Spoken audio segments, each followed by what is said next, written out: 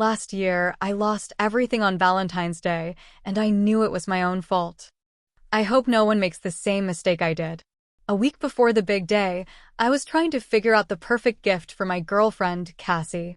Every nice restaurant was already booked, and to be honest, I wasn't keen on going out on Valentine's Day anyway. Our relationship was a bit rocky, and while I still loved her, I couldn't shake the feeling that she might not feel the same. I had noticed her going through my things, catching her with my phone a couple of times, and seeing her rummaging through my jacket pockets. I wasn't cheating, and I didn't understand why she'd think I would. I knew cheating made people paranoid, but this was Cassie. If she had fallen out of love with me, she was too kind to just break it off. Instead, it felt like she was searching for reasons to catch me doing something wrong.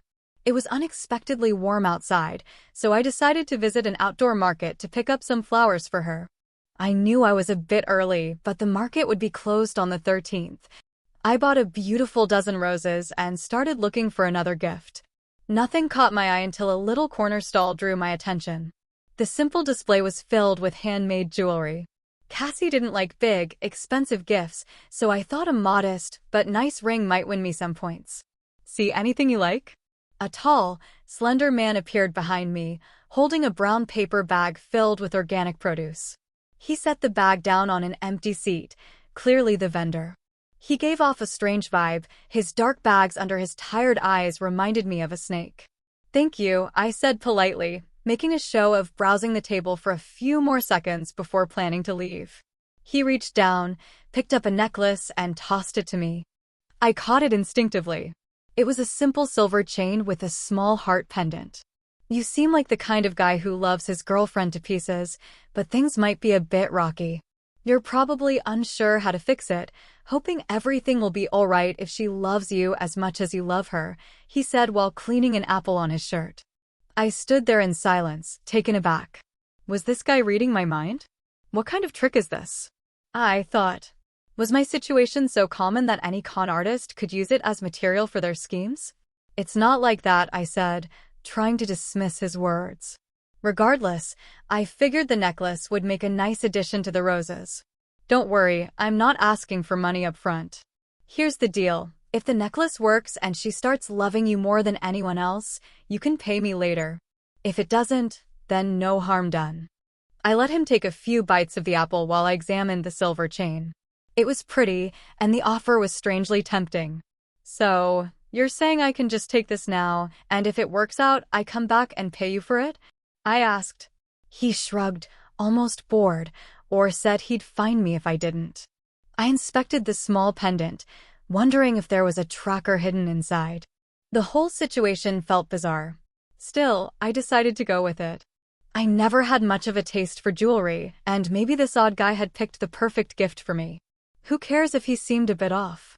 "Thanks," I said, starting to leave, expecting him to yell at me for taking it.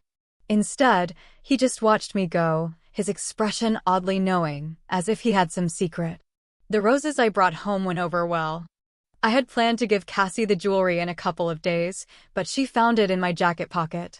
Pretending to search for her lost chapstick, she didn't pay attention when I insisted it wasn't in there. I should have been annoyed, but her delighted expression was infectious. She asked me to help her put on the delicate silver chain, and that evening, she acted just as I'd hoped, focused on us, with no sneaking around or stumbling over her words as if she was hiding something. Our Valentine's Day came early, but then everything unraveled. I should have noticed something was off. After that day, she became oddly clingy. I barely had a moment alone, even to use the bathroom. Cassie surprised me with breakfast in bed, which was nice, and she saw me off at the door for work. When I got home, she was waiting again. Our dog wasn't even at the door, which made me wonder how long she would keep this up before it became annoying. "Hey, I know tomorrow's Valentine's Day, but I want to stop by my brother's after work," I mentioned before bed, expecting her to be upset. Instead, she just smiled brightly and agreed. "Sure. Say hi to Angie for me." I crossed my arms, studying her. Cassie hated Angie. She never supported my brother dating someone who cheated on her last boyfriend. Did that necklace have some kind of weird influence? No, That didn't make sense. I touched it with my bare hands. Whatever had been placed on that chain couldn't possibly affect anyone like this. Was this a prank she set up? No, that wasn't like her. The chain keeps getting caught in your hair while you sleep. It looks painful. Why don't you take it off and maybe wear it when your hair's up? I suggested, thinking that maybe removing it would fix everything. I held my breath as Cassie agreed, carefully taking off the necklace and placing it on the bedside table. I hoped she'd return to normal now that she wasn't wearing it. On the much-anticipated day, I woke up a bit early, wanting to treat Cassie for how thoughtful she'd been. I made breakfast, but she was too tired to get up and eat. After saying goodbye, I headed off to another dull day at work. She texted a few times, excited about spending the night together, but as the day went on, her messages suddenly stopped.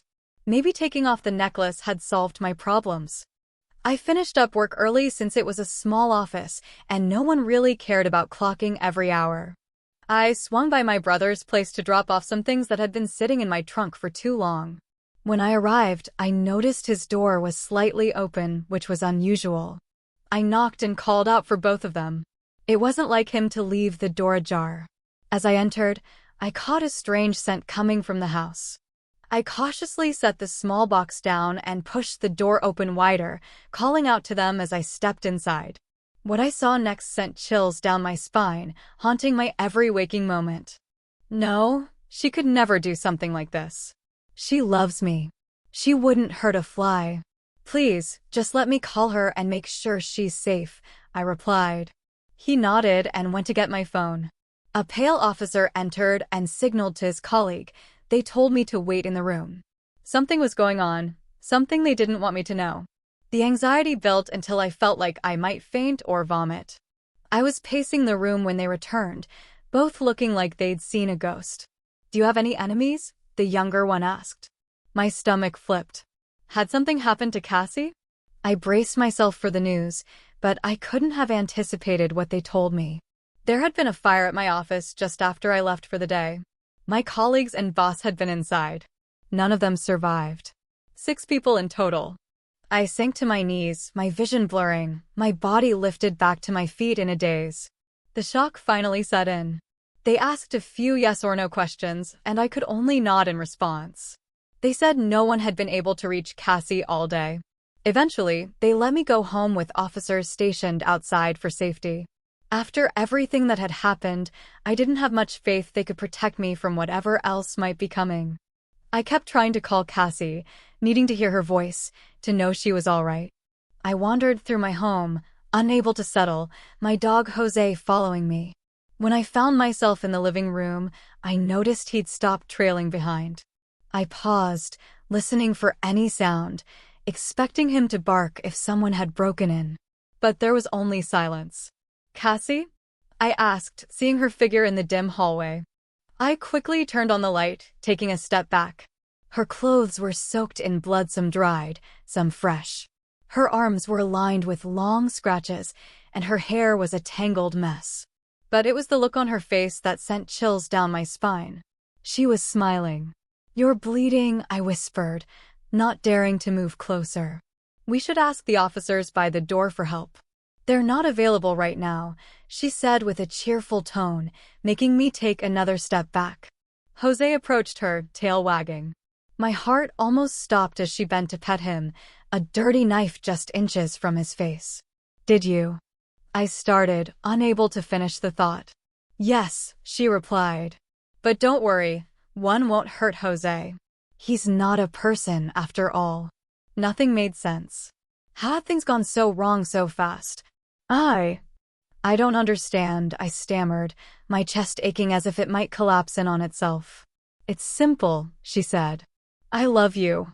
I love you so much that I realized you only need me. No one else in this world. If I could, I'd make it so it was just the two of us. But I'm only human. Just being the last person you'll ever love has to be enough." She straightened, holding the knife. Jose seemed confused, moving about nervously. I should have moved, but I just watched as she lunged at me, that frantic look on her face. I wanted to die right there with her on Valentine's Day. The blade plunged deep below my collarbone. I fell with her on top of me as she withdrew the knife, then stabbed again. Oddly, it didn't hurt. It felt like I was watching it all from a distance.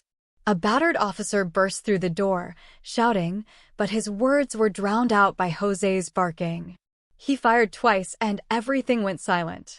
Cassie still had that smile on her face, even in death. If that officer hadn't arrived when he did, I wouldn't be alive. I spent a week in the hospital, my body healing as my mind began to work again. Nurses were kind, keeping reporters away. 2 weeks in, I woke to find someone else in my room, not a nurse or a doctor, but a man with slow, dark eyes sitting next to me, munching on a fruit basket. "Why?" I asked, my voice shaking. "Because you wanted me to love you," he answered, chewing his apple with a casual indifference. "That wasn't love, it was madness," I said. "Isn't that what love sometimes is?" he replied. "Everyone acts differently when they're in love. How can we judge?" I'd never hated anyone more. I wanted to strangle him with my bare hands. "Why are you here?" He looked at me with a glint of satisfaction, as if he'd been waiting for that question. He placed the half-eaten apple down with a swift, almost violent movement. I froze, unable to move as he slowly crept closer, his face fading into shadow, hands growing claw-like, his eyes shining with amusement. "I've come to collect my payment," he murmured, his voice low and rough. I shook my head. "I told you she didn't dash." He cut me off with laughter. "She loved you so much she couldn't bear the thought of you caring for anyone else. Why else do you think you're still alive?" "I'd rather be dead," I whispered. But no matter how he twisted his words, I couldn't accept that Cassie's acts were motivated by love. "She won't be the last person you'll ever love." "I'll move on from this," I said, though I wasn't sure I believed it. More laughter followed. "No, you won't. Because that's my payment. To watch you squirm, to hate yourself, to become distant and closed off for the rest of your life. Whenever you grow close to anyone, you'll remember what you wished for. And if anyone loves you, they'll show it the way Cassie did." "I'll make sure of it." My vision blurred as his voice echoed in my mind until I couldn't think of anything else. I screamed, throwing my hands out to hit something only to grasp empty air. When I opened my eyes again, he was gone. A nurse entered, asking if I was all right, and I muttered that I'd had a nightmare. Glancing over, I saw a half-eaten apple on the bedside table. It's been a year since that day, and I can't stop thinking about what happened. I regret meeting that monster. I regret not talking to Cassie when I had the chance. I regret so many things. Yet, I'm sure the monster was lying that Cassie didn't love me the way he claimed. Because if she had, she would have killed me.